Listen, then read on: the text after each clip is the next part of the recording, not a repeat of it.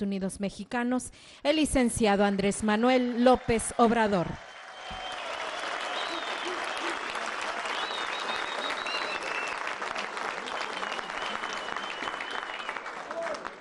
Amigas, amigos, trabajadores de la Comisión Federal de Electricidad, técnicos, directivos,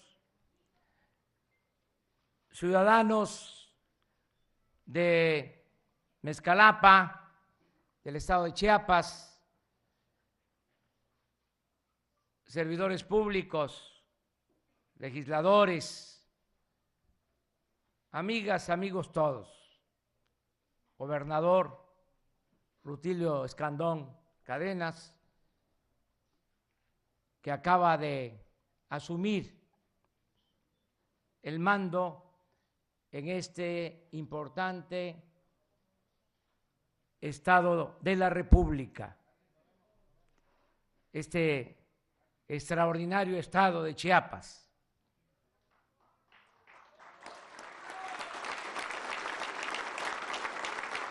Estamos iniciando la cuarta transformación de la vida pública del país y se decidió dar a conocer aquí los lineamientos generales para la política de generación de energía eléctrica aquí en Malpaso, en esta importante hidroeléctrica del río Grijalva. Estamos iniciando una etapa nueva. Lo dije el día 1 de diciembre. No se trata de un nuevo gobierno. Se trata fundamentalmente de un cambio de régimen. Por eso hablamos de una transformación. No es más de lo mismo, no es gatopardismo, eso que consiste en que las cosas en apariencia cambian para seguir igual. Esto es algo nuevo que se inspira en lo mejor de nuestra historia nacional. Siempre es importante recordar la historia. Cicerón decía que era la madre de la vida.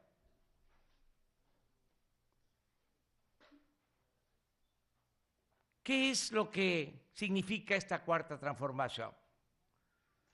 Significa dar por terminado el periodo neoliberal, los 36 años de política económica neoliberal. No solo por razones políticas o ideológicas, sino fundamentalmente por juicio práctico, porque ese modelo no dio buenos resultados. En 36 años, ni siquiera en términos cuantitativos, se produjeron cambios en beneficio de nuestro pueblo. Decía yo el día de la toma de posesión, que en 36 años el promedio de crecimiento anual fue del 2%. Si descontamos el aumento en la población, el resultado es cero crecimiento económico en 36 años. Ya no podemos seguir con un modelo ineficiente que solo benefició a una minoría, empobreció a la mayoría del pueblo, obligó a millones de mexicanos a desterrarse, a emigrar, a irse a buscar la vida a otras partes, a buscar algo que mitigara su hambre y su pobreza, que obligó a millones de mexicanos a trabajar en la informalidad, buscándose la vida en lo que se pueda, y que también llevó a muchos a tomar el camino de las conductas antisociales. Porque ese modelo económico fallido fue el que precipitó el problema de la inseguridad y de la violencia. Entonces ya no vamos a seguir con esa política económica. ¿Cómo han sido las políticas económicas en otros tiempos? Esto que se conoce como neoliberalismo ya se aplicó en una etapa en nuestro país, en el porfiriato. Por eso neoliberalismo es neoporfirismo. Fue el regreso a ese modelo. Y hasta coincide en el tiempo de duración, porque Porfirio Díaz dominó 34 años y el periodo neoliberal tardó 36 años. ¿Qué hubo después del porfiriato con la revolución? Pasando la etapa de confrontación, de violencia de la revolución, hubo una política económica que produjo crecimiento y progreso. Desde los años 30 hasta los 80 del siglo pasado. 40 años. La economía creció a una tasa promedio anual del 6%, no el 2%, como en el periodo neoliberal. 6%. Y por ese crecimiento económico se hicieron muchas obras de infraestructura. Esto que estamos constatando. Toda la infraestructura hidroeléctrica del país, la infraestructura ferroviaria, se consolidó a partir de la expropiación Petróleos Mexicanos. Muchas obras importantes.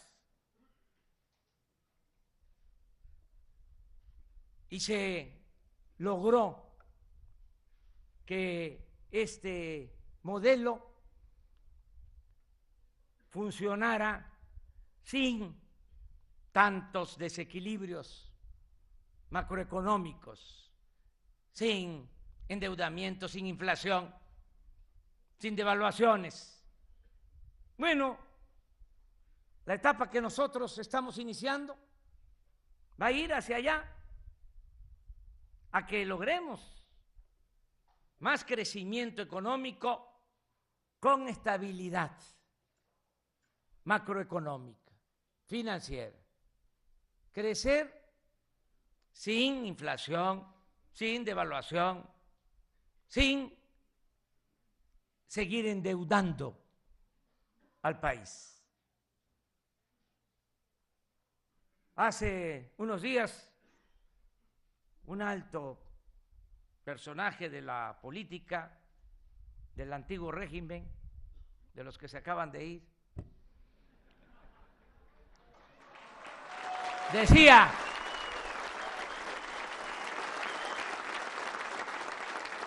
¿y cómo le va usted a hacer ¿De dónde va a salir el presupuesto? ¿De dónde va a salir para financiar las obras? Decía, fíjense lo que son las cosas, las paradojas de la vida. No les dio tiempo a ustedes a llevarse todo.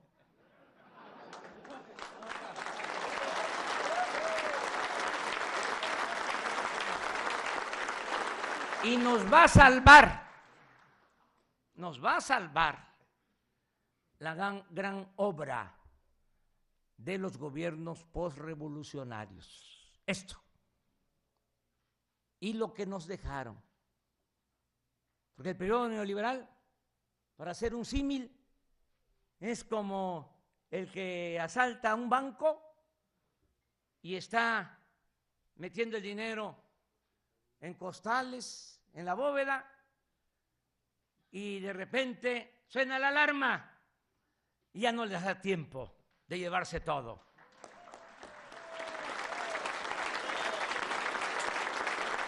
Y con lo que nos dejaron, con eso vamos a rescatar a nuestro país. Miren lo extraordinario que no hayan podido privatizar las 60 hidroeléctricas.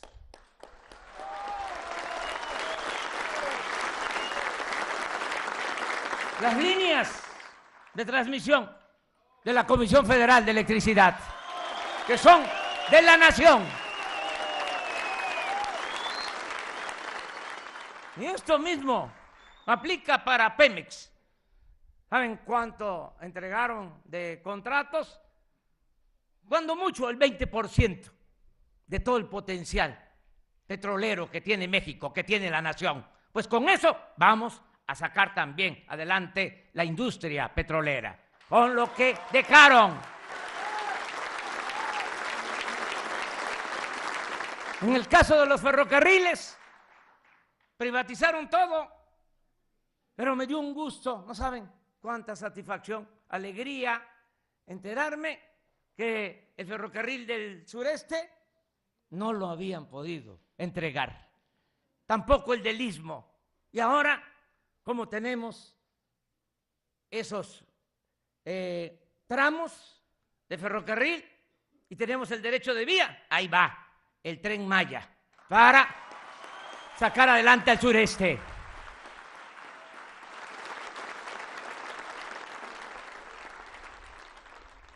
¿Cuál es la propuesta para generar más energía eléctrica? Como aquí lo mencionó el licenciado Bartlett, primero, acabar con la corrupción, con la impunidad, porque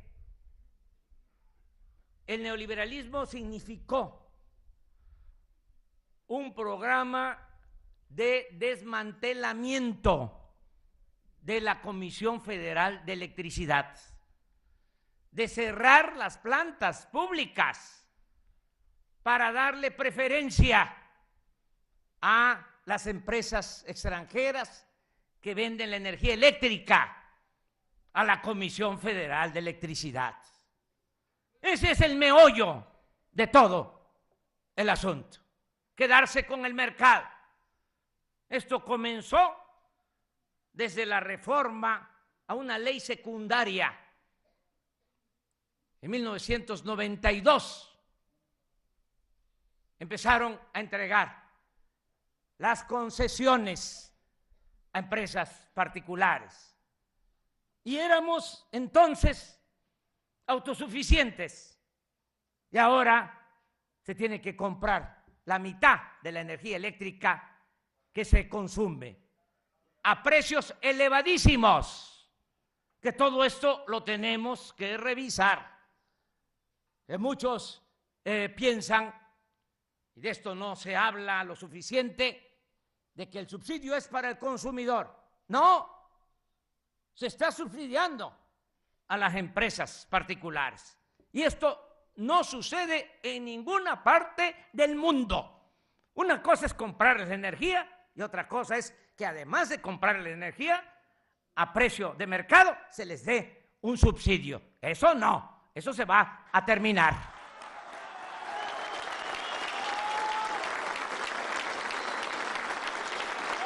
Pero va a corresponder a los directivos, a los técnicos de la Comisión Federal, hacer una revisión, una auditoría técnica, administrativa, a la Comisión Federal de Electricidad.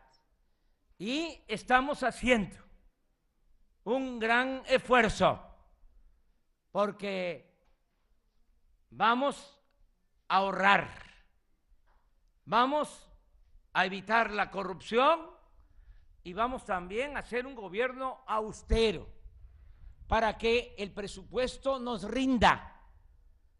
Ya el gobierno no se va a ensimismar, porque ahora el presupuesto es para el mismo gobierno. Todo el presupuesto se gasta en mantener al gobierno. Le cuesta mucho al pueblo mantener al gobierno. Es un gobierno mantenido y bueno para nada.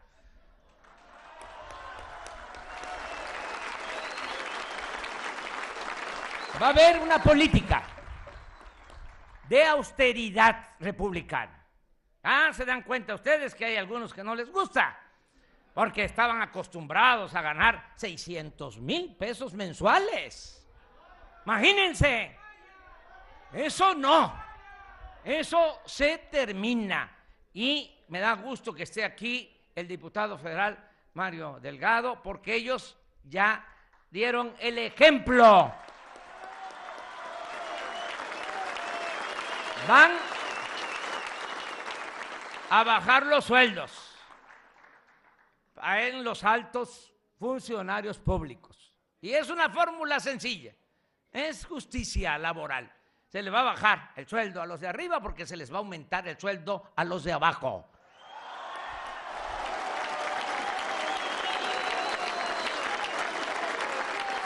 Y vamos a ahorrar. Y por eso va a haber presupuesto para invertir. La Comisión Federal de Electricidad va a tener presupuesto para invertir el año próximo. Vamos a destinar ese recurso a lo que mejor convenga, a lo que sea más eficaz. Todo lo que se dé de manera adicional de inversión pública a la Comisión Federal tiene que aplicarse bien, tiene que dar buenos resultados. Tenemos por eso que llamar a los técnicos, a los especialistas, a los trabajadores en activo y también a jubilados que tienen mucha experiencia, que nos ayuden.